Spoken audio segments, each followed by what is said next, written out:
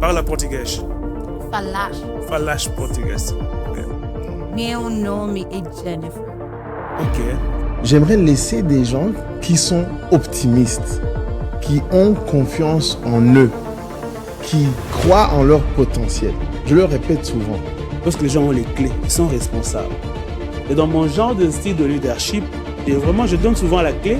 Je fais comme si je ne suis pas, je suis à distance, mais je fais comme si je ne suis pas. Mais Pour moi, le plus dangereux, et c'est le plus grand frein que je vois dans les 10 ans que je vais bientôt passer ici, c'est les travails en silo. C'est dangereux et on a beaucoup amélioré dans les 10 ans que je viens de passer ici, mais c'est toujours, je pense, un des plus grands freins. ayons des vraies conversations. Les yeux dans les yeux.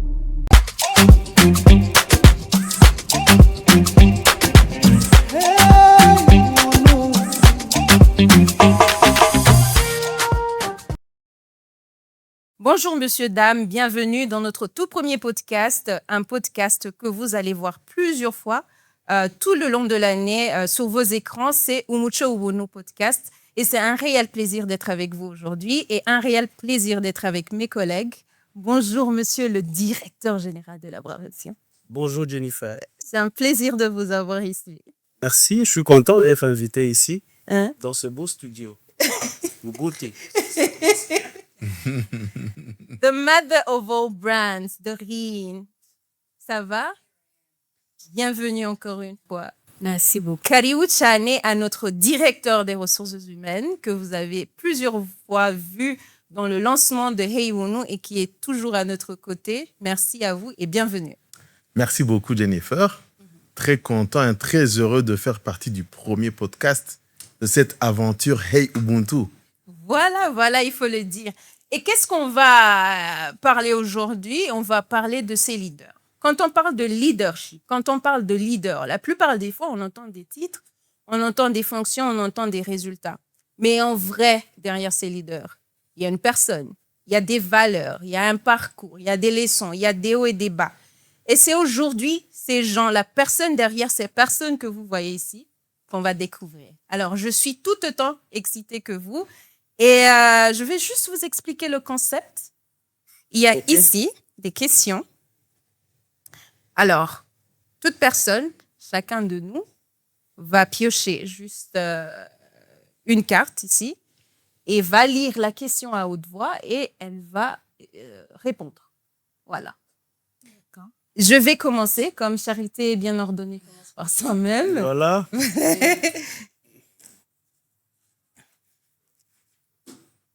Alors, la première question. Quelle est une chose que vos collègues seraient surpris d'apprendre à votre sujet? Intéressant. Que je parle portugais? Falas português. Meu nome é Jennifer. Wow. Bem-vindos novamente. Alors, voilà. C'est That's interesting. à vous, mais... Wow. Est-ce que j'aurais eu des réponses à cette question-là? Je ne sais pas. bien sûr. Hein? Peut-être En que tout je cas, ne connais pas difficile, bien. hein? C'est difficile C'est pas comme question évident. quand même. Hein? Ok, mais c'est bien. Very interesting. Parla português. Falar. Falas português. Ok. Meu nome é Jennifer. Ok. C'est mon nom est Jennifer. Ok, ah, mais c'est bien. Beaucoup de culture. Alegria. Tu vois que je comprends? Non, ça va. Ça va, on te fait confiance. Hein? Tu as appris par On toi-même. n'a rien compris, mais par l'accent, on a senti que vraiment ça sent le Portugal. Ok. Bon, on va continuer. Ok. Votre honneur. Il y a aussi d'autres questions à piocher de l'autre côté. Vous pouvez choisir si vous voulez piocher ici Ok. ou de l'autre côté. Ben écoute, Peut comment ça décider. s'ouvre? Tu peux piocher dans l'entretemps. That's my lucky now. I'll take. Waouh! Quelle place l'humilité occupe-t-elle dans le leadership? Très belle question en tout cas. L'humilité. Ouais, pour moi, l'humilité, c'est déjà de reconnaître qu'on ne connaît pas tout. Déjà, l'humilité, pour moi, dans le leadership, te permet de compter sur les autres. Et l'humilité dans le leadership te permet de donner plus de place à la voix des autres lorsque tu prends des décisions, à faire participer les autres. Et je pense que c'est ça la place que ça prend vraiment dans le leadership que moi je promouvois. Ouais. J'aime bien parce que je trouve que ça rejoint Owono. En tout cas, ce qu'on dit de Owono, je suis parce que nous sommes.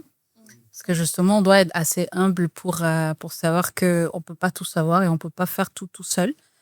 Que après tout, c'est un collectif. Donc, ouais. Exactement. L'humilité, je pense que c'est clé quand même en termes. Très important, je pense, dans le leadership. On met la question de côté? Oui. C'est bon. Moi, j'ai choisi une question intéressante, compliquée, on va dire. Comment encouragez-vous les équipes à se challenger de manière constructive tout en restant unis autour d'un objectif commun? C'est beaucoup de questions en une heure. C'est une question trop intelligente, mais bon. Bon, déjà, je pense que pour que les équipes restent unies autour déjà d'un objectif, il faut que, personnellement, je pense que ils doivent comprendre qu'est-ce qui est derrière. Pourquoi est-ce qu'on est en train de poursuivre cet objectif? Déjà, connaître l'objectif, mais aussi comprendre pourquoi est-ce qu'on est en train de poursuivre cet objectif. What's in it for me and for the organization en général, pour que ce soit pas juste un chiffre ou un target qui sort de nulle part. Donc, comprendre le pourquoi de l'objectif et déjà bien comprendre l'objectif et le pourquoi, je pense que pour moi, je pense que c'est clé. Maintenant, comment je les encourage à se challenger de manière constructive? Personnellement, je pense les gens avec qui je travaille déjà savent qu'on doit toujours faire mieux que la précédente fois. Donc, l'idée, c'est de grandir et de toujours faire mieux que la précédente fois. Donc, si on a compris pourquoi on a cet objectif, après, c'est comment est-ce qu'on peut bien faire ou mieux faire si c'est quelque chose qu'on a déjà fait, parce qu'il y a aussi des objectifs qui se répètent. Comment on peut toujours faire mieux que ce qu'on a fait la précédente fois. Ce qui va être aussi important, je pense, c'est de comprendre ce dont les équipes ont besoin. Si c'est en termes de skills, si c'est en termes de support que le manager ou d'autres fonctions peuvent apporter. Une fois qu'on a tout ce qu'il faut, je pense que c'est assez facile de réaliser n'importe quel objectif ou de rallier les équipes derrière. C'est ce que je dirais. Very good. Vraiment, j'appuie la réponse parce que dans une équipe où on ne se challenge pas, on ne peut pas avoir les meilleures idées. Il faut se challenger positivement, d'une part, mais aussi, il est toujours dit que du choc des idées jaillit la lumière.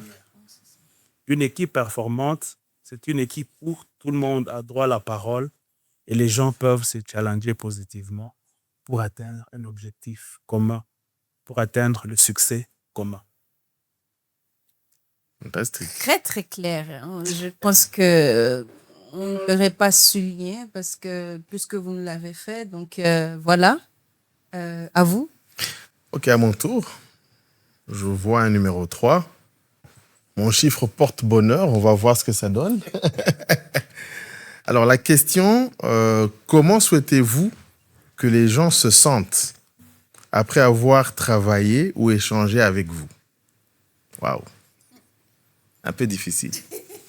Mais, sincèrement parlant, tout à l'heure, notre ADG parlait de la question de l'humilité. Et pour moi aussi, l'humilité, je pense que lorsqu'on est capable de la démontrer, c'est une porte ouverte envers l'autre.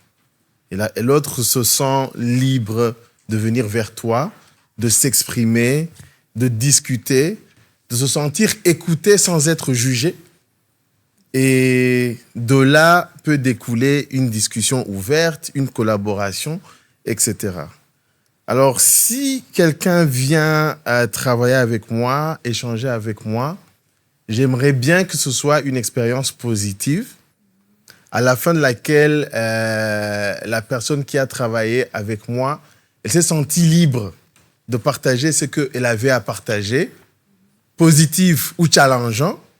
Elle a pu faire cela et repartir avec un sentiment que la discussion ou la collaboration qu'on a eue a été positif, a donné du résultat positif ou a eu un impact positif sur moi, sur lui ou envers l'objectif sur lequel on était en train de travailler.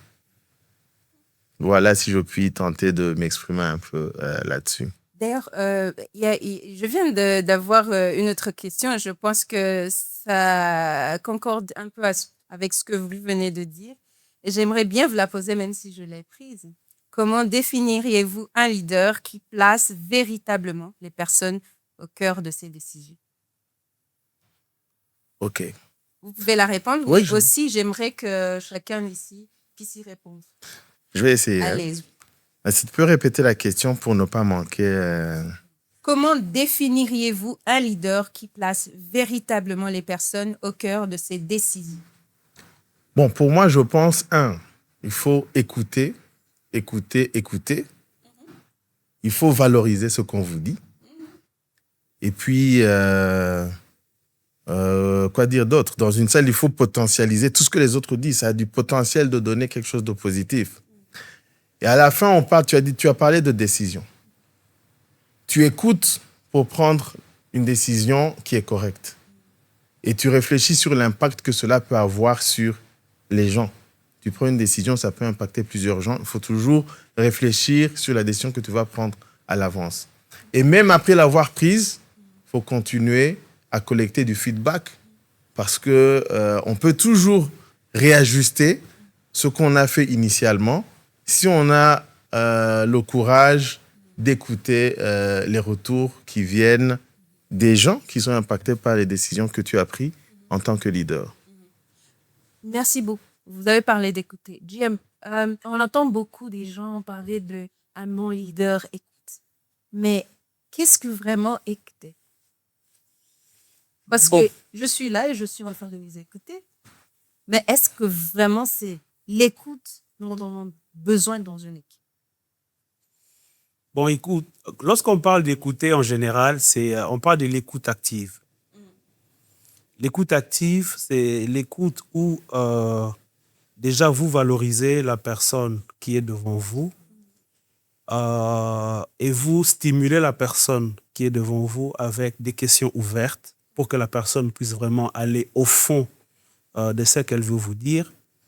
Mais surtout, c'est d'écouter d'une manière neutre, pas d'une manière qui, par vos réactions, votre façon de regarder, les gestes, le visage, qui peut frustrer la personne, ou la voix, l'intonation. C'est vraiment une écoute assez neutre, avec des questions ouvertes, qui vous permet d'avoir le fond de la pensée de la personne et qui peut, dans les cas de la décision comme ici, vous permet d'avoir une décision qui aura exploré un peu les contours.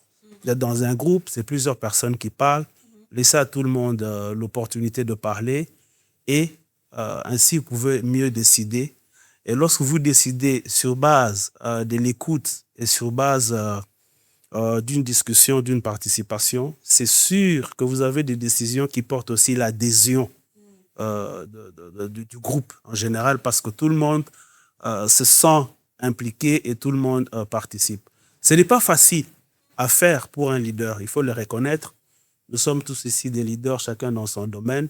De temps en temps, il nous arrive aussi à ne pas arriver à écouter ce que les gens disent parce qu'on écoute avec notre propre idée derrière. On écoute pour que les gens arrivent à une conclusion que nous avions déjà.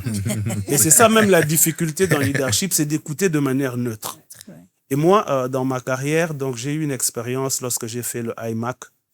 On a fait un exercice d'écoute où il fallait juste écouter son interlocuteur pendant 5 minutes.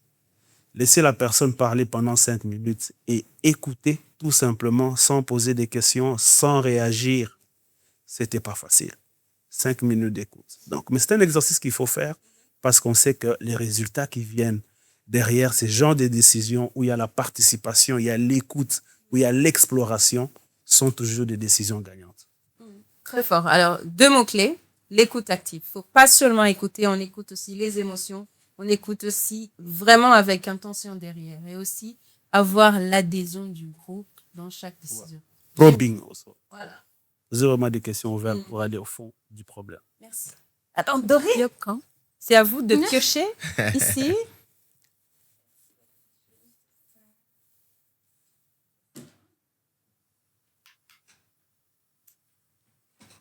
Ouh. Quelle épreuve ou quel défi a le plus façonné votre parcours de leader?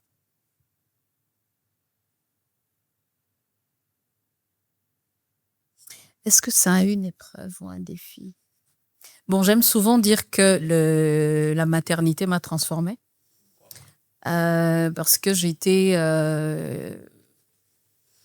on va dire, assez, je ne vais pas dire impatient, mais j'aimais penser que... Enfin, j'avais souvent tendance que les gens ne donnent pas assez d'eux-mêmes. Donc, j'étais plutôt exigeante. J'étais très, très exigeante jusqu'au moment où moi-même, je suis devenue maman. Et là, je me suis rendu compte que il faut avoir de l'empathie envers les gens. Il faut voir derrière les chiffres ou derrière les visages de ceux qu'on a au bureau. Et voilà, considérer l'être humain, en plus de courir derrière les objectifs. Et moi, je pense que je le dois à la maternité. Donc, c'est pour ça que je ne dirais pas que c'est une épreuve ou un défi.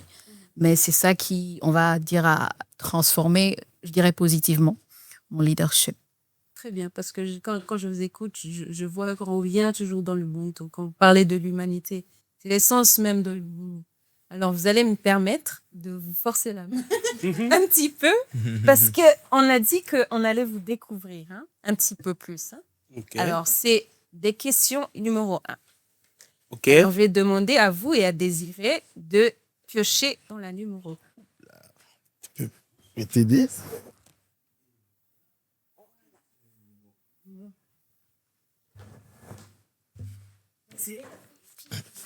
Ok, moi d'abord. Ok. Quelles valeurs héritées de votre enfance continuent de vous guider dans vos décisions aujourd'hui? Alors, quand on parle d'enfance, nécessairement, on parle des parents. Parce que, au cours de l'enfance, je pense que les parents sont ceux qui nous façonnent. Et moi, je garde de mon père 2 choses. C'était la discipline, la rigueur et le sens de l'humour. On rigole toujours quand je suis assis avec mon papa et les gens qui sont tout autour rigolent beaucoup jusqu'à aujourd'hui. Mais autant il était blagueur, autant les dérives d'indiscipline, le manque de rigueur, ça ne passait pas. Il me disait clairement, mon ami, si tu redoubles, tu connais le chemin qui mène vers le Congo, c'est pas loin. Ou en Tanzanie. Je ne vais pas payer 2 fois le Minerval. Donc, tu peux t'amuser, tu peux faire tout ce que tu veux, but remember, you have objective, you have target. Donc ça, je pense que ça me suit. La discipline, la rigueur, mais aussi les blagues. C'est vrai, J.L.? Ben, Très blagueur. très blagueur, Très blagueur. Ça, on très reconnaît. blagueur, très professionnel Yeah. Thank et, you very much. et très danseur. Ouais. Et de ma maman, je retiens beaucoup J'allais plus demander ça, hein. la serviabilité, une personne avec un grand cœur. Je pense que c'est d'elle où j'ai tiré tout ce qui peut se lier d'une manière ou d'une autre aux valeurs de l'Ubuntu. Il faut toujours être prêt à aider les autres, quitte à s'oublier soi-même de temps en temps. Et elle nous disait toujours, écoute, même quand les choses ne vont pas bien, souviens-toi qu'il y en a d'autres qui vont au moins bien que toi. Quand tu pleures que tu n'as pas de chaussures, souviens-toi qu'il y en a qui n'ont pas un pied. Donc, aide les autres, accompagne les autres autant que faire se peut. Aider, ça ne peut que faire du bien. Donc, voilà ce qui m'a un peu façonné et qui, je pense, me suit de temps en temps. Ma femme me le rappelle toujours. Tu t'oublies, tu veux aider tout le monde. Est-ce que tu vas y parvenir? Et qu'est-ce que tu veux que je fasse? C'est comme ça que j'ai grandi. Je rends à la société ce qu'elle m'a donné. C'est tout. Voilà. Intéressant. En tout cas, c'est un peu étonnant de voir comment nos expériences quand on est enfant nous façonnent quand on devient grand et quand on devient un leader aussi. Exactement. Ouf, j'ai une question très difficile. Hein. Ça tombe bien. Hein. Jennifer, ça c'est un coup. Mais bon, on va aller d'abord la question. Si votre famille ou vos amis les plus proches devaient vous décrire, que diraient-ils?